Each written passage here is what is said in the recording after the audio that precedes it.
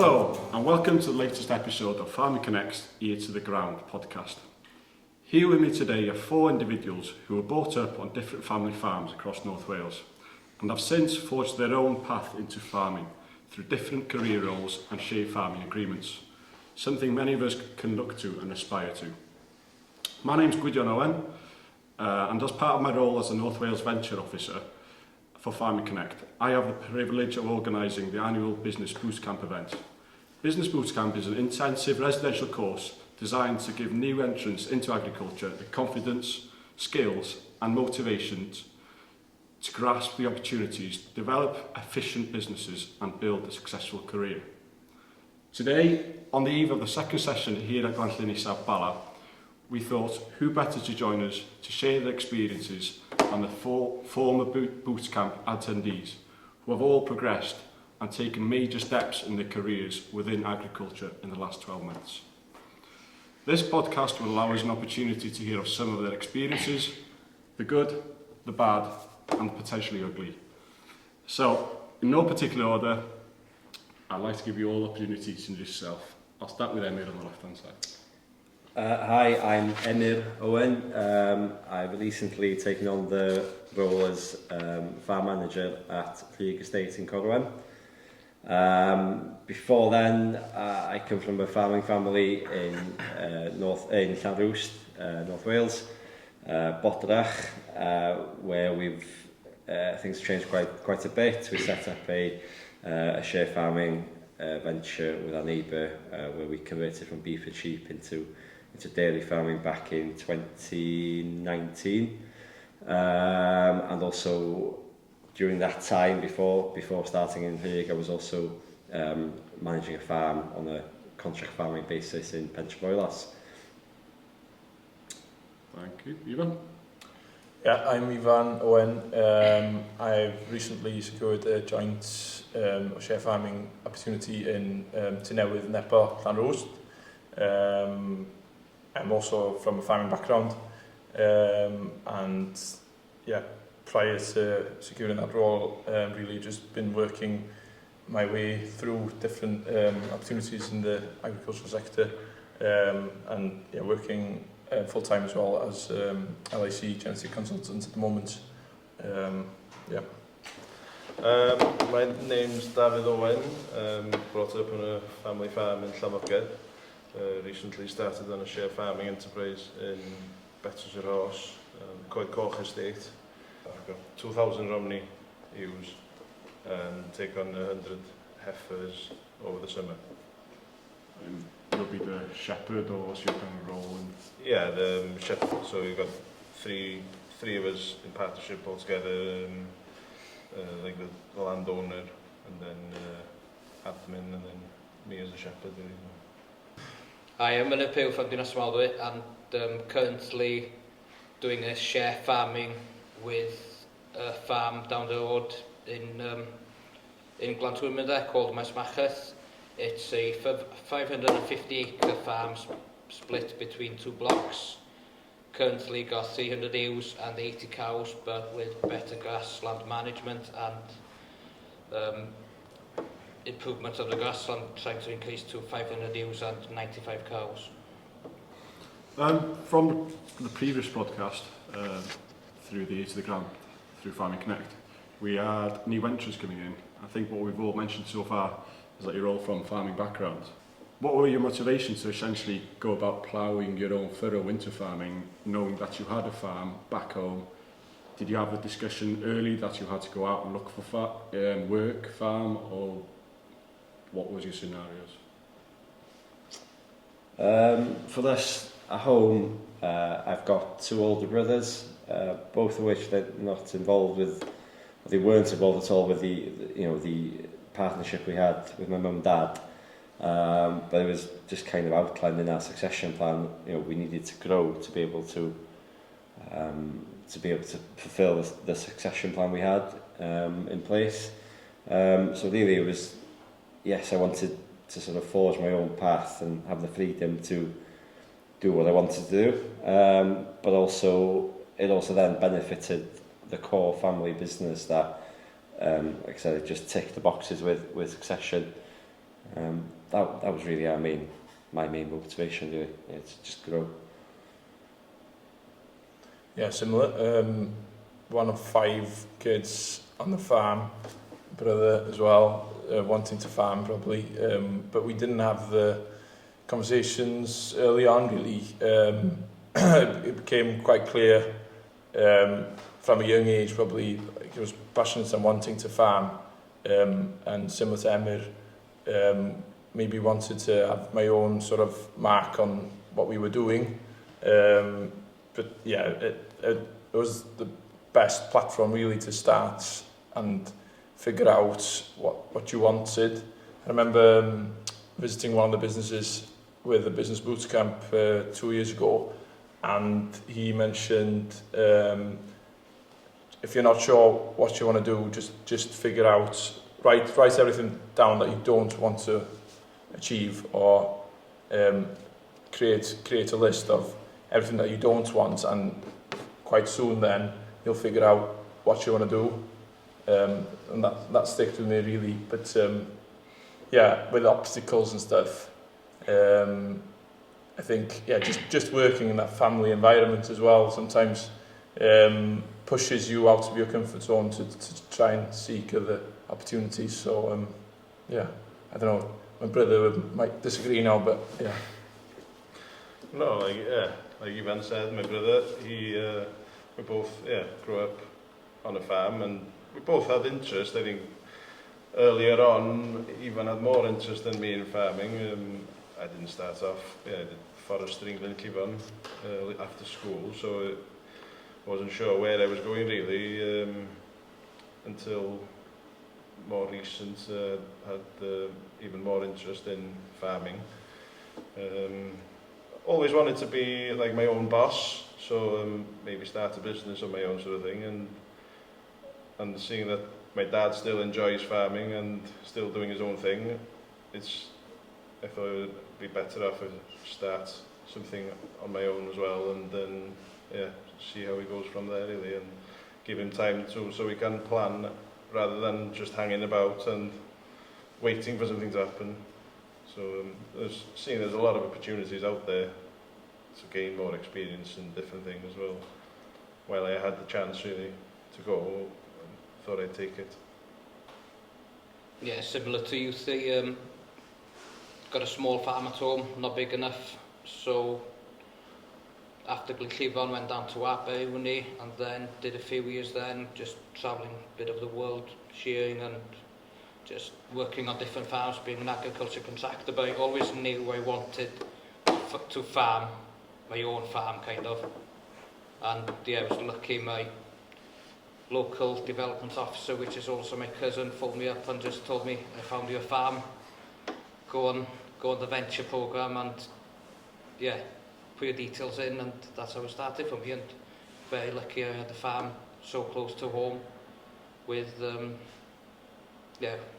what will be business partners that are very good and open-minded, fair play. And it's just touched on it. I think we were all fortunate to share a few years in Aberystwyth University. I'm not too sure how much we actually learned there. It's probably we've learned more in the last 10, 12 years. But going back 10, 12 years, did you have an inspiration or aspiration? Did you see yourself in 10 years' time doing what you're doing now? Or were you just taking it year from year? Do you think the fact that you had siblings at home maybe altered the way you were thinking and planning ahead? Probably. When I was in Aberystwyth, I wouldn't say I had much of a plan or a idea that in 10 years' time I want to be in a share farming agreement or running a estate farm. But for me, it came after uni. I went out to New Zealand, which was basically I was meant to be there for about 3-4 months. But I enjoyed it so much. I stayed nearly 2 years, just on the one station. I'm working on different stations next door and stuff. But that's I definitely say it was going out there. You immerse yourself in another culture and put yourself out there, and then it definitely gave the spark in me that definitely want to be in the agricultural industry, ideally farming full time, but also at scale. I really ignited that passion really so when I came back home, it's quite well documented. There's a lot of opportunities out in New Zealand, so I wanted to. I thought them opportunities we could have the same opportunities in Wales. So that's what's always been my kind of driving force. Is there was a clear plan or path in New Zealand, so that's always been my goal to try and meet that plan here in Wales. I think the experiences you gain probably after college or uni are more important really than the degree that you get almost. Did I see myself in this position now? From 10 years ago, I don't know, similar to Emyr, like from Aberystwyth days and going away, working in different environments. Like, I think a big part for me was being involved in the businesses through dairy discussion groups, because they sort of tapped into the New Zealand setup or the share farming side of things and the cow ownership. So that was a good environment to be in. So you could start the mindset then of how could it work in different enterprises. And you pick up on different things that people say, but I don't always put myself down as one of the believers of these things, but someone always said to me, like, I'll write goals down. And I actually put a few words on a post-it note saying, manage my own farm before I'm 30, renting or any sort of structure. And I did put it down, and I still had it before I was 30. And last year I was lucky enough to secure that through the Farming Connect venture program. So somehow there's something in it, I guess, isn't there?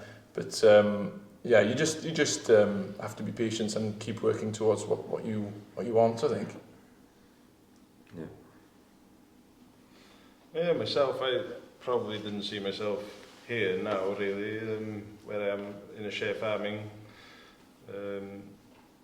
with full-time shepherding, because I didn't quite know what I wanted to do. I was a keen interest in agriculture and farming and in conservation and things like that as well. But similar to Emyr, travelled as well, went away for a bit, took the time and the opportunity to learn new skills, contracting for a bit, then fencing as well. So just building on my skills that I could use then in the farming job. So I think that just grew in me. I think in the end it was probably there from the beginning, but after growing up on a family farm, it's in us, I think, isn't it? But it was that's it really, I think. Yeah, I think since I was young, because we didn't have a big farm at all, so Nine Tide lived half a mile down the road, so I'd go after school, come home, jump on the quad and just go down there. I spent a lot of time with my Tide, and I knew I wanted to farm, but I didn't know how. And then after travelling, and as Emyr said, like, in New Zealand there is a pathway for people to go into farming, and at the time I couldn't see it really over here, but since the venture program came out, I've got a few friends, a couple of them, they did them pretty early on, and I was always talking with one of them, asking, always I saw him on night out or whatever, how's it going, how does it work, and that I kind of knew if I want to farm, that's one of the only ways I can farm. And I am just lucky there was one pretty close to home that came up. I think we've all touched upon there. We've all had experiences outside of the family farm, including travelling. That links us quite well to the business Bwtcamp. How important did you see the fact that you'd gone out, gained experiences, attended activities like the business Bwtcamp? How did it help you to achieve what you have in the last 12 months? I do quite like to, as I mentioned before, you've got to sort of put yourself in maybe uncomfortable situations or be open to to learn and so on, and try and get in the mix with other people who are sort of in the same mindset as you are. So for me, it was just a good excuse to get off the farm, mix with new people. You never know who you meet in and bump into on these kinds of things, really. So yeah, just like I say, immerse yourself in things and push yourself outside the boundaries. It does. Like Ifan touched upon, I'm never one for writing goals down, but I do kind of believe if you can visualize where you want to be, even if it's not always constantly in the front of your mind, you change how you act quite often, and you just find yourself being a lot more open to opportunities that come, and sort of going on the business boot camp just gives that a bit of a kickstart, really. Yeah, I'm trying to think when I was before the business boots camp. I think it was just coming to an end of a herdsman role, and like I mentioned previously, like with those discussion groups, we had a really good discussion group in North Wales, which I was lucky enough to be part of, and that just gave you some inspiration into just running a really good farm. And I'm just trying to think with the business boots camp, that just exposed us to like different enterprises and stuff. Like at the time I was in the dairy bubble maybe, but so yeah, going on that and doing the sessions down in South Wales as well, like it was really just opened my mindset a bit more maybe, and I had a good taste of different businesses, and like Emyr said, meeting new people, just creating a good network really. Yeah, not being in farming full time and like in the farming circle almost as much before, I never went and joined these like discussion groups and things like that. So I never had the confidence to go and meet other people doing it and learn like that. But after the boots camp, I think I did open up. I think, right, I have to get out there and try and do a bit more networking and things like that, because it's so beneficial that you just, even if you just talk to one person through the whole day, that's going to help you. It's worth going. I remember when I was starting to thinking about going, I was like, should I go or should I not? And if I didn't go, I'd regret it more than if I went and didn't learn much maybe, but it was worth going. Even if they're not discussion groups, even just like joining a like farmers union or something like that, and you can attend a lot of things with them, or an association or something like that. So it doesn't have to be directly about farming or the way you are farming, because I wasn't farming when I joined, a Pasture for Life Association as an example.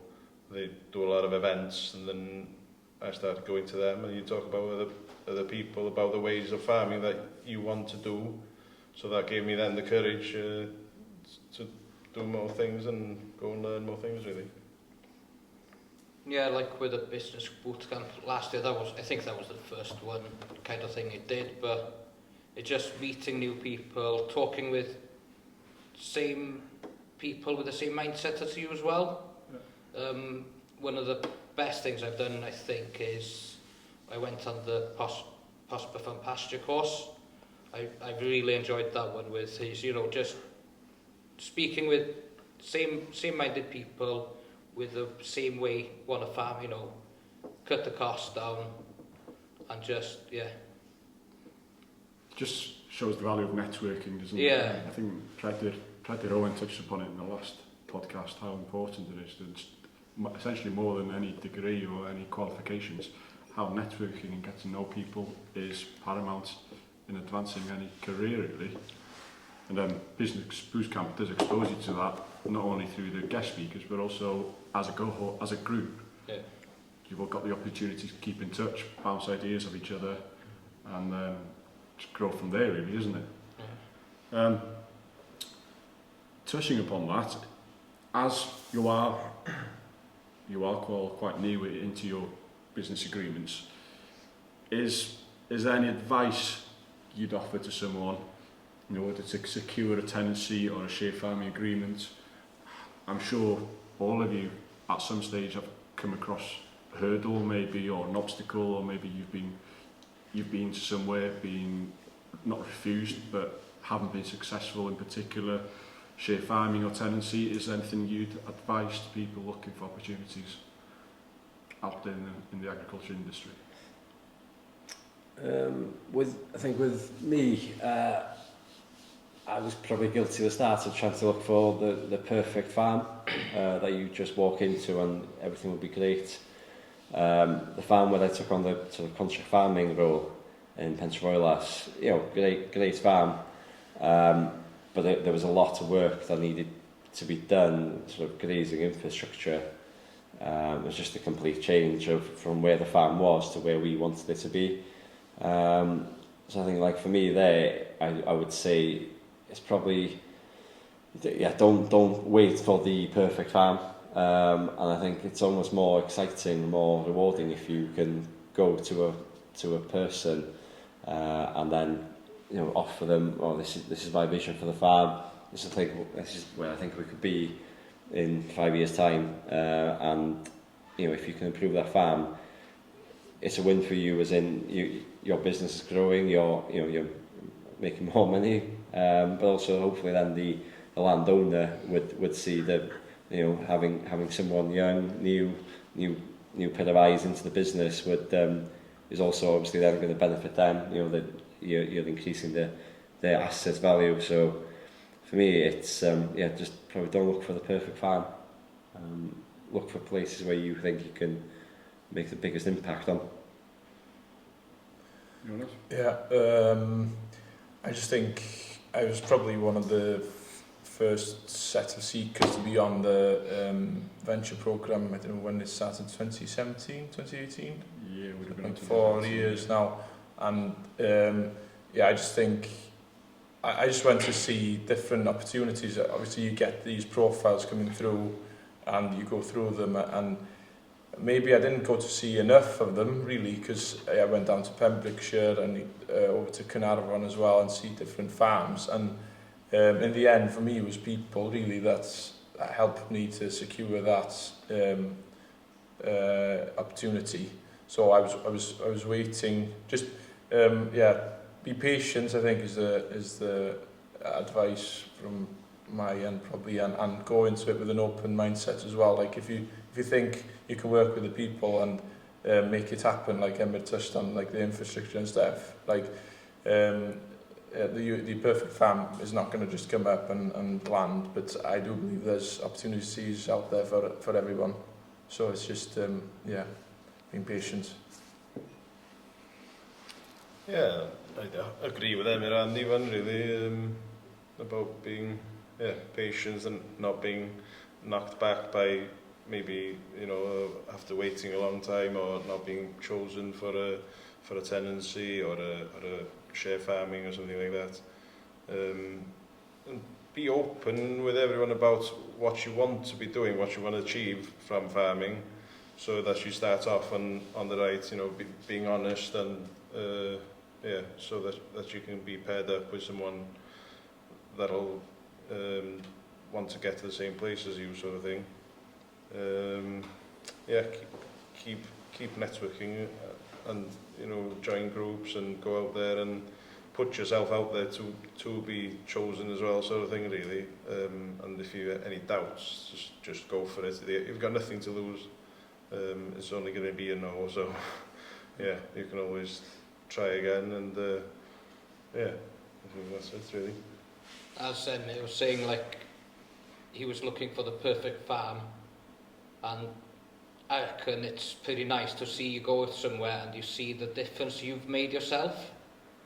Just small things maybe, but just to see the improvements from year to year, you know, it is nice to see that you're making your mark is showing what you've been doing.